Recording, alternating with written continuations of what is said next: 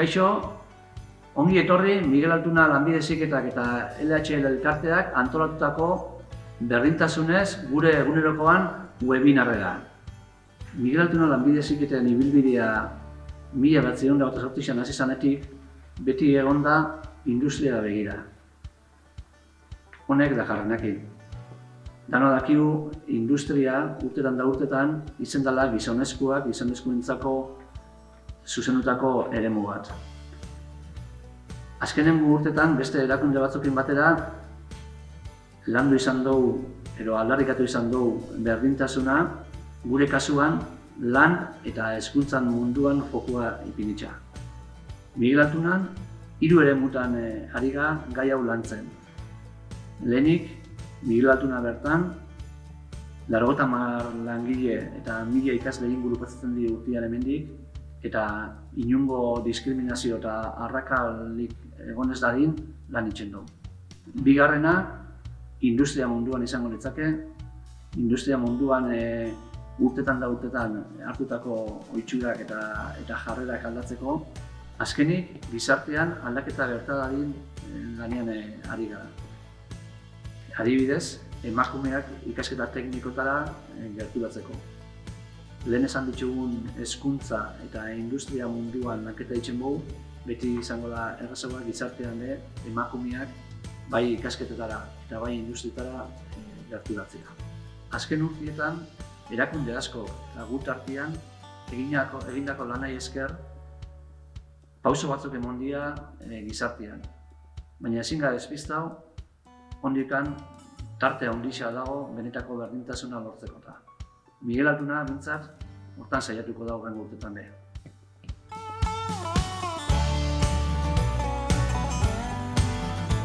Kaixo guztioi, galdetu didate aber zelan ikusten duten lanbide heziketa eta genero ikuspegitik. Ezin dugu ukatu lanbide heziketa betidanik eduki dela lotura handia lan munduarekin, eta hor estereotipoak mantentzen dira eta oso zaila da aldatzea urte askotan eta azkenengo urtetan bizi izan dugun estereotipo horrek egun batetik bestera kentzea. Adibide bezala esan dezaket momentu honetan lanbide heziketa ziklo teknikotan emakumeen presentzia 10% dela bakarrik. Eta begiratzen baldin badugu zerbitzuko zikloetan hor 50%.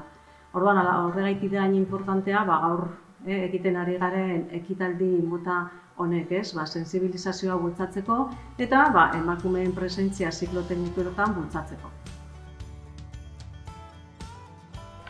Askotan galdetzen didate lan ikusten duten eraldaketa, ero aldaketa. Badoi aurrera, baina poliki-poliki.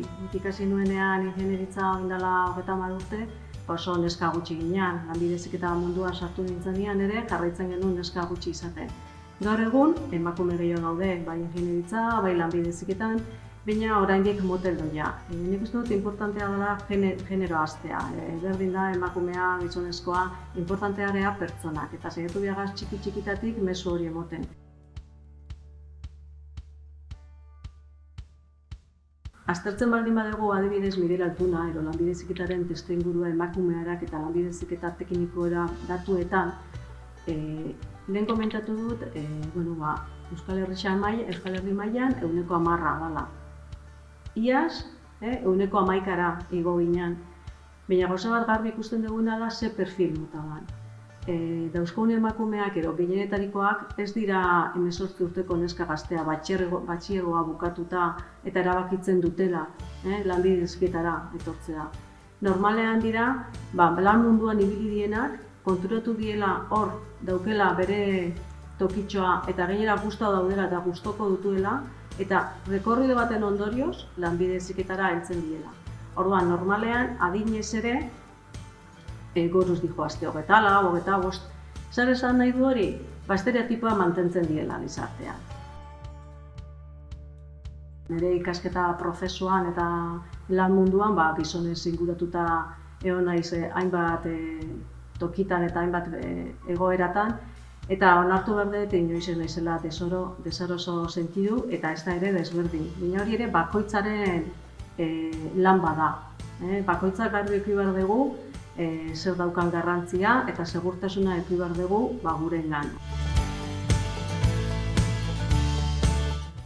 Bueno, Josuk eta Josune komentau bezala, Miguel Altuna lanbide heziketa koordinatuta eta LHL-en lankidetzan berdintasun alorrean hainbat lanketa ezberdin gauzatzen gabiz, bai gizarte mailan, bai enpresa mailan eraldaketa bat emateko. Berdintasunak ondio aurrera pauso batzuk eman behar ditu, eta poliki bide horretatik jarraituz, Europa mailan indako lanketa ezberdinak, Gipuzkoako Foru Aldundiarekin sustatutakoak, baita Eusko Jaurlaritza edo Bergarako Udalaren laguntzaz, proiektu ezberdinak bideratzen hasi da. Eta lanketa guztionen helburua, helburu orokorra azkenean emakume eta gizonen arteko aukera berdintasuna bultzatzea eta emakumeen alduntzia eta partaidetza sustatzea izan da, bai zientzia eta teknologia informakuntzan, baita enpresetan eta orokorrean gizartea. Gure partetik eskerrak ematea guztioi parte hartzea gaitxik, eta gogoratu hau bukatzen danean chat ireki bat edukiko duzuela, basoen duda, zalantza ero galderakin alizateko.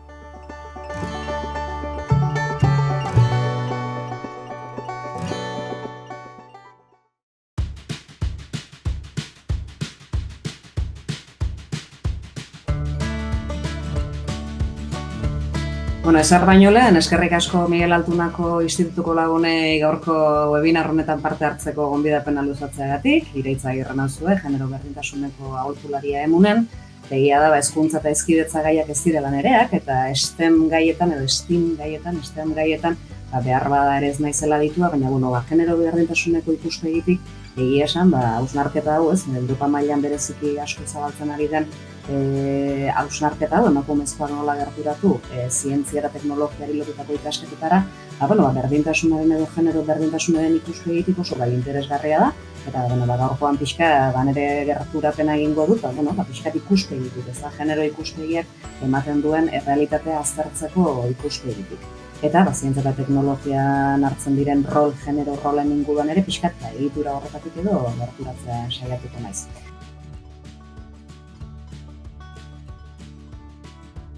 Gai hauetan gabiltzan ontzat askotan sentsazio izaten dugu, ez dugula oso garbi izaten askotan zertaz ari garen, edo hitz berdinak erabili arren, ez dabiltzala gauza bertaz hitz egiten, ez da? Eta uste dut berdintasunarena bereziki bai dela kontzeptu bat kokatu egin behar dela, historikoki kokatu behar delako, eta ulertu behar delako zertaz ari garen, ez? Badirudi berdintasunaz hitz egiten dugunan ari garela personok berdinak izango badina bezala, ez?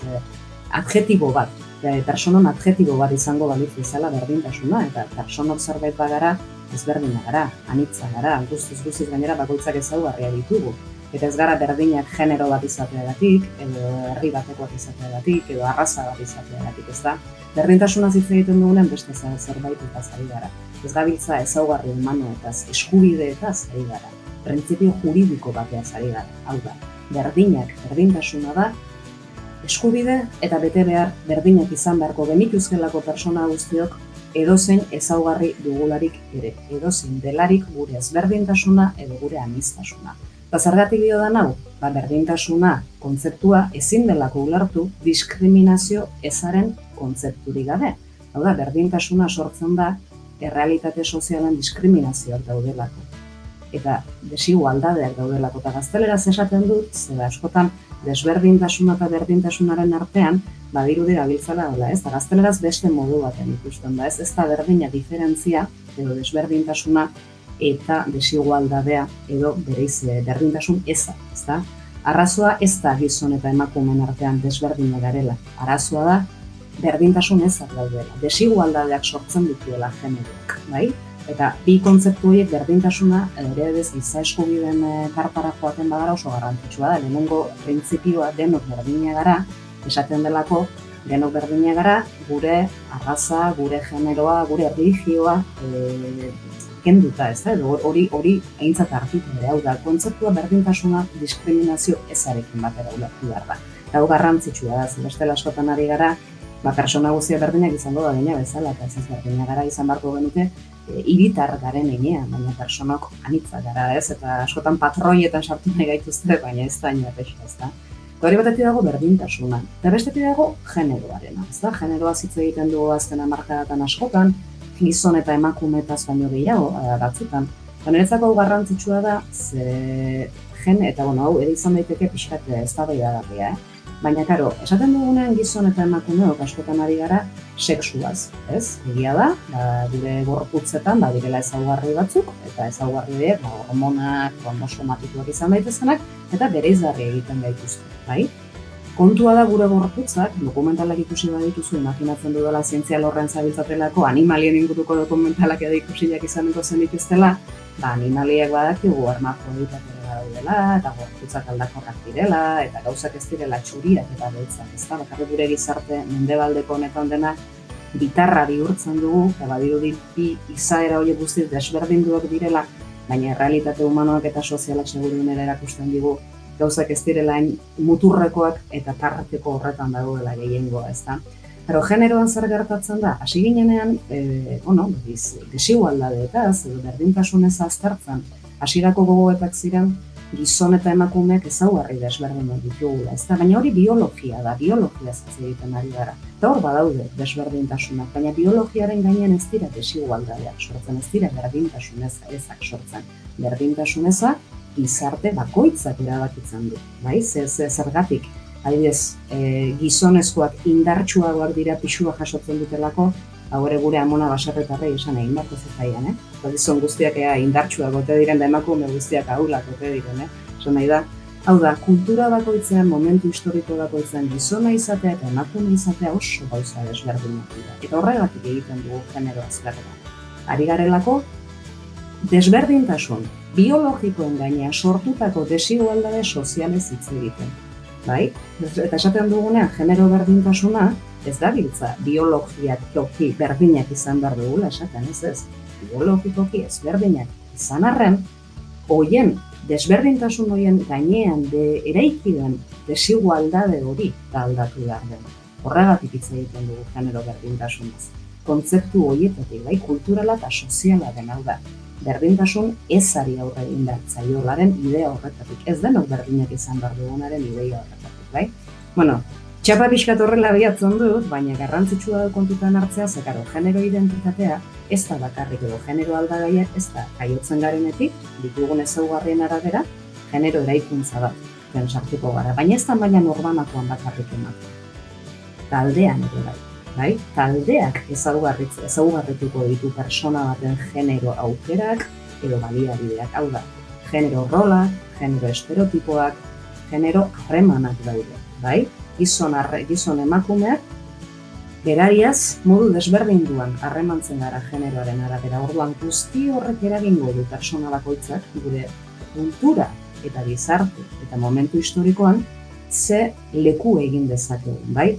Esan dut Aitona amonak edo gure amonak, ez da, baina galdera planteatuko dut, ez da, emakume berdinak algara Mozambiken, Bilbon, edo Bergaran, edo Estatu Batuetan, ez?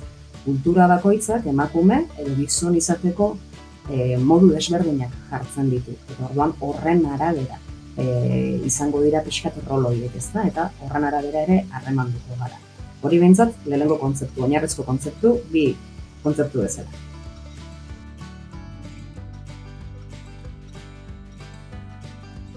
Bueno, oinarrizko kontzeptu horiek pixkat azalduta, nola pertsona bakoitza gure ezaugarri biologikoen gainean, ditugun ezaugarri horiek gizarte mailan zelako papela hartzen duten eta gure bizitza zela baldintzatuko duten kontutan hartu behar dugu ez dela bakarrik bakoitzaren rola edo ariketa individual bat. Esan dugun bezala, gizarteak ere asko baldintzatzen du honetan, ez da? Eta gure autu personalak izan daitezkenak ere oso baldintzatuta egongo dira inguruan dugun munduaren antolaketaren arabera. Ikusiko dugun lehenengo grafiko hau Eustatek, Euskal Autonomia Erkidegoko datuak aztertu dituzte 2020an genero berdintasunetik. Eta bi grafiko ekarri ditut batetik. Generoak edo sexuaren lan banaketa gizarte mailan ze garbi ikusten den agertzeko, bai, eta hor ikusten duguna da, ze sektoretan ari diren Euskal Autonomia Erkidegoan gizonezkoak eta emakumezkoak lanean, ezta? Eta hor grafikoan oso garbi ikusiko duzue, desberdintasuna barik, desigualdadea eta desoreka izugarriak direla. Ikusiko dugu, emakumezkoen kasuan adibidez, osasun jarduera eta gizarte zerbitzuetan ari direla, direnen 80% emakumezkoak direla. edo hezkuntza esparruan bigarrena izango dela ere emakumezko gehien dituena, da ehuneko 75 bueltan gaudela. Eta berriz, grafikoaren bukaerara joaten bagara ikusiko dugu ehuneko 80 nagusi diren, eraikuntzari lotutakoak edo erauzketari lotutakoak, bai? Hau da, sektoreak generoaren edo sexuaren arabera antolatuta daude, feminizatutako lanpostuak eta lan jarduerak daude eta maskulinizatutakoak. Baina banaketa hori ez da askotan ekilibratu da ematen, bai? Hasten bagara gizartean ikusten ze papel daukaten edo ze funtzio edo ze pixu daukan hizkuntzak edo zenbat batez ere, eta hau balio badu horrela esatea, askotan zer balio duen edo zer den garrantzitsua da inbertsioak non ematen diren, bai? Orduan ez dizuet esango non egiten diren inbertsioak hemen gehiago eta non gutxiago. Baina horre ere badauka, ez da? Horre ikusten ditugun sektore konkretu batzuetan orokorran oso feminizatuak direnak ere, segurena desorekak ere badaude garrantziari dagokionean, ez da? Baina hor ikusten duguna da sektore horiek, eta karo, ez da berdina hezkuntzan lan egitea, edo eraikuntzan lan egitea, edo teknologian lan egitea, edo ingenieritza handietan lan egitea. Esan nahi da, sektore bakoitzak baditu ezaugarri batzuk, gizartearentzat, gizarte ekonomiko kapitalista honetan, garrantzitsuak diren sektore askoz ere, aukera gehiago eta zera dituzte, eta orokorren gainera oso maskulinizatuak izaten dira. Hau izango litzateke, gizarte batean nola dauden generoaren arabera, ohituraz, historikoki, tradizioz, banatuta eta nola errepikatzen den hori, bai? Baina badago ez bakarrik jarduerari dagokionak, denboran erabileran ere desberdintasunak daude.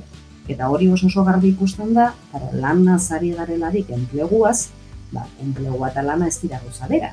Lana dira, gure bizitza, posible egitea ahalbidetzen duten jarduera guzti horiek. Baina lanaz hitz egiten duguna normalean enpleguaz ari gara.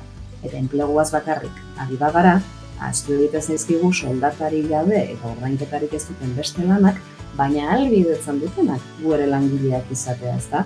Gure adibidez oso polita da, personak askotan langileak edo ikasleak kolokatzen gara, ez? Ez garena konturatzen da, gure bizitzan zehar fase guztiak pasako ditugula. Eta gure bizitzako fase guzti horietan garaian garaiko eta testuinguruaren eta adinaren araberako bilakaerak izango ditugula, ezta? Eta horren erronkatara egokitu beharko dugula. Orduan, oso garrantzitsua da kontutan hartzea, etxeko zaintzen, ezta? Etxeko zaintzena grafika honetan oso garbi ikusten da.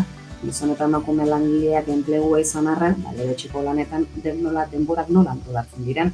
Kontua da, denborak bezala dugatu badirela, ez? 24 ordu ditu dugunak, ezta? Eta beti niri asko gustatzen zait, baina denboraren banaketa bera ere ez da generoaren arabera egiten dela bakarrik. Denboraren banaketa kapitalista batean, produktibista bat daukagu gure gizartean. 8 ordu lan egin, esateko modua da, 8 ordu lo egin, eta 8 ordu gainontzeko bizitzarako. Hori da sistemak denboren antolaketa egitena. Karo, hori noren arabera, nork egin dezake hori, historikoki nork egin ahal izan du hori. Etxean segurera lanik edo ez ditunak. Zer bestela bizitzaren antolaketa horrela egitea ez da inerresa, bai? Orduan ikusten duguna denboren erabilera oso desberdin dagoela. Eta udan esaten ari naizena, badirudi ez dukala zer ikusirik estenekin eta teknologiarekin da zientziarekin, baina guztiz lotuta dago. Bai, esaten ari garenean, ikasketa maila hauek, exigentzia maila bat eskatzen dutela, ez, badagoela, hor ikusten ari garena da ez bakarrik ikasketei begira, baina batetik emakume asko eta asko esparru hauetara lan mundura salto egiten dutenean, askok eta askok atzera egiten dutela. Bai, eta ez gaitasun faltagatik, baina baldintzak, bizitza antolatzeko baldintzak izugarri zailtzen dira. Bai, ze lanaren antolaketa, lan erreproduktibo edo zaintza lanik ez duen norbanakoaren inguruan antolatu bada, normalean hori, pixu hori ez daukanak bakarrik egin dezake aurrera. Pixu hori izan ezkero seguronera ezin da aurrera egin, ezta? Hau da, esaten dugunean ikasketak, lana, bizitzako eremu guztien inguruan egin behar dugu hausnarketa. Zehartzen badugu bakarrik bere horretan, azten zaiguna da, lana, ikasketak, egiten duguna bizitzaren parte dela. Eta hor indarrak jarriko baditugu, gainontzeko guztietan gutxiago jarri beharko direla, ezta? Orduan, estemek eta bereziki gainera, azkenengo mendeotan, teknologiak eta zientziak izan duen pixuarekin, kanona antolaketarena oso zentratuta dago, eta hori izan daiteke arrazoietako bat, oso importantea, emakumezko asko eta asko, bat euren buru ez ikustearena, edo bi, salto edikerako orduan, baldintzak ez ematearena, ez da?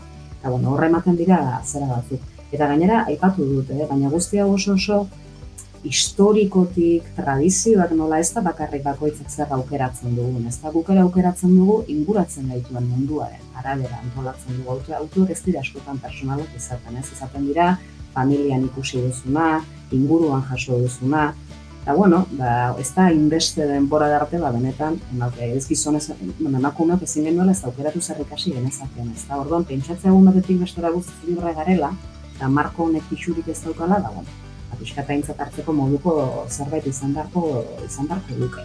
Hala ere, lan banaketari dagokionez ere badago rol banaketa bat, ze hor askotan edozer ekimenetan eta egiten ditugunean, batetik dago rolena netako interesgarria ze daude. Gauza bada lanak, baina bestetik daude rol produktiboak, rol erreproduktiboak deitzen direnak, batzu dira ekoizpenari oso lotuta, beste bat zaintzari lotuta, baina gero adibidez daude komunitate rolak ere bai, ezta? Eta horra adibidez, igual zait enpresatan eta adibidez, ez gizonezkoei askotan erraxagoa dela zuzendaritza postuetara eta gizonezkoak iristea. Normalean gizonezkoen eredu kulturalean politika komunitario deitzen den hori ez, herrigintzan eta prestigioa duten guneetan eta euren burua erraxago ikusten dute. Eredu maskulinoan euren burua askoz erraxago ikusten dute rol horietan, rol lideratzaileak, zuzendaritzakoak izan daitezkenak. Emakumezkoen kasuan, daukagun rola gehiago da gestio komunitariokoa. Bai? Komunitatean, baina atzetik, ez lehenengo filan. Bai? Ordan horrek denak ere, eragiten du nola antolatzen garen gure artean. Ez da gaitasunak, baina bai ikasita ditugunak. Batzuk askoz erraxago ikusten badute euren burua proiektuak lideratzen, eta beste batzuk askoz erraxago isilean, ez? Bueno, horretanak ere eragiten du, bai generoak horretan ere eragiten du, pixkate rolen banaketa guztioa.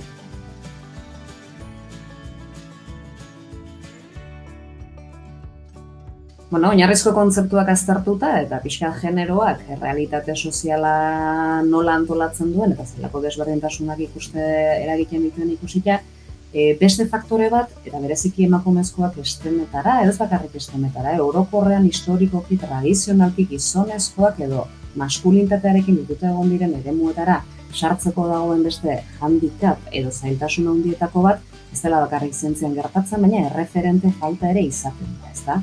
Eta hor askotan egiten ditugu ariketa handiak, zientzian, teknologian, ibilitako emakumeen izenak agertarazteko, ezta? Eta hor badago niretzako, azken handian nahiko liburu berria da, baina seguruen da zuen ere perfilagatik eta oso interesgarri egingo zaizue, La Mujer Invisible emakume ikusezina, nola datuek gizonen mundu bat eta gizonentzako mundu bat irudikatzen duten, ezta? Oso liburu interesgarria da, ze egiten duena da, azpimarratu emakumeak beti egon direla sektore guztietan, behar bada salbuespenez, baina beti egon direla erreferenteek, baina erreferente faltaren arazorika handiena dela zer kontatzen den da balioan zer jartzen den, bai? Azkenengo urtetan, STEM-etan, zientzian, teknologian dabiltzan emakumeen perfilen inguruko proiektu pila bat ikusten ari gara, erakunde desberdinetik, eta ez dago emakume faltarik, emakume pila bat daude oso sektore askotan aritu direna, eta gaur egun gure teknologia eta zientziarako ezinbestekoak izan diren ekarpenak egin dituztenak, ezta? Baina gaur egun arte ezin izan du ikusi, baina ez direlako egon, azpimarratzen ez ditugulako, bai? Kanona, lehen esaten aipatzen duen kanon maskulino hori horretan hartzen dugulako fokua askotan, eta hori azpimarratzen delako, ezta? Orduan, erreferenteen kontua ez direlako egon, baizik eta kontatu eta txertatu eta egindako lanak aintzat hartu behar direlako da, ezta? Eta hemen badago kontraesan bat, ezta esaten dugula, berdin beharko luke gizonen emakumeen ekarpenak behar dute garrantzitsuak, ezta? Baina hemen ere trampa egiten dugu. Bai, garrantzitsua da, baina zientzian da teknologian askotan gertatzen da, abizenarekin bakarrik sinatzen dugu. Baina erreferentziaren kontu honetan, adibidez gai honetan oso garrantzitsua da emakumezkoen izenak ere identifikatuta izatea, bai? Eta hor, aipatu dizudan liburu hortan ere bai, eta pixkat STEM-eko ikasketen inguruan eta asko entzuten dudana da Matilda efektua, ezta? Matilda efektua horrelaxe deitzen da, ez? Historiako emakumea zientzialarien ikusezintasuna. Eta bueno, bereziki hori oso garrantzitsua, eta nik uste dut gainera azkenengo urteetan oso ariketa polita egiten ari direla bereziki sektore honetan. Nik uste dut genealogiak, emakume genealogiak esparru guztietan eta egiten ari garela, eta benetan oso garrantzitsua dela, zerutako askok gure burua ere ispilu jokuen arabera, ez da proiektatu dugu, ez da uste dut umetako ariketa gainera oso garrantzitsua dela, ez da beste batzuk egin dutena egiteko gai izatea, ez? Baina islatuta ikusi behar dugu gure burua, ez? Hau da, ikusaraziak izan behar da, ikusarazi gabe, ikusi gabe oso zaila da, ikusezin garen bitartean ezinezkoa da egitea, ez da? Eta orduan, zentzu horretan erreferentzia femeninoak izugarri garrantzitsuak dira kasu honetan, eta Matilda gutxiago, eta lehenengo pausua emango duen, emakumezko gehiago beharko ditugu.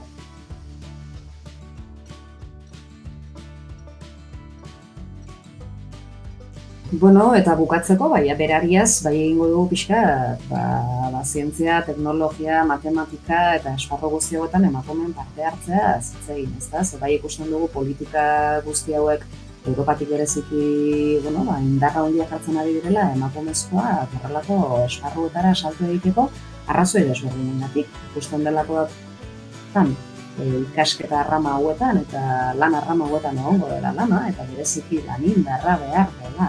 Eta orokorrean gainera, esango dugu, sistemak normalean lan indarra behar denean epoka etortzen dela, ordura arte behar bada gehiegi potentzializatu ez diren lan indar gorputzen da, kasu honetan emakumezkoena oso garbi ikusten da, ez?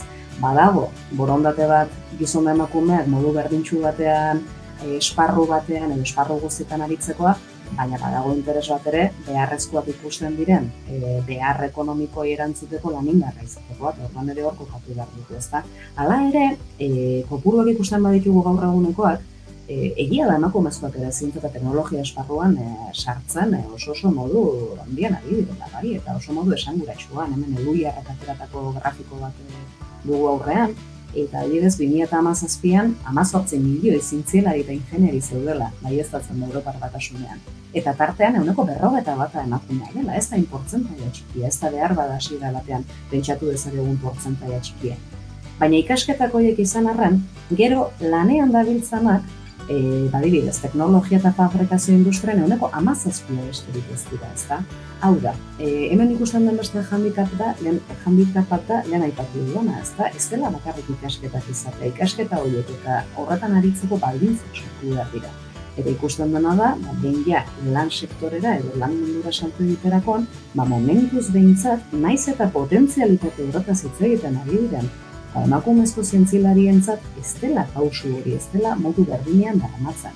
Eta hori bermatu ezean, ikasketak eta bideratzea oso ondo dago, baina hemen dena da, ez da bakarrik borondate kontua. Gauzak benetan aldatu nahi badira, baldintzak jarri behar dira eta baliabideak jarri behar dira, ez da? Nik uste du trafiko honetan, nahiko garbi agertzen dela, ez dela bokazio kontua bakarrik, ez dela interes kontua bakarrik, baliabideak behar dira, bai? Eta jarriko dut bukatzeko adibide bat ikusteko ze sozialki eta kulturalki nola moldatzen dena, eta nola baliabideak segun nun jartzen diren, ez dela bakarri bakoitzaren bokazioa, benetan gizarteak bide horretara jotzen duela, eta ni historia zaila naiz, antropologoa naiz bere, baina historia zaila morratu naiz, eta adibidez gaur egun munduan emakume teknologian eta dabiltzan eta zuzendaritzetan eta kopuru gehien dituen herrialdetako bat ez Rusia da. Rusia, desde luego, ez da berdinzaletasunaren da berdintasunaren izanean herrialderik eredugarriena. Zer gertatzen da? Eta, horrela esango dut, baina espaziora ere lehenengo emakumea bidali zutena Rusiarak izan ziren, bai? Ordurakoiak ingenieri profil oso potenteak zituzten ordurako 60. hamarkadarako. Horrek esan nahi du 10-20 urte lehenago inbertitzen hasiak zirela jendeak profil horiek izan zitzan, bai?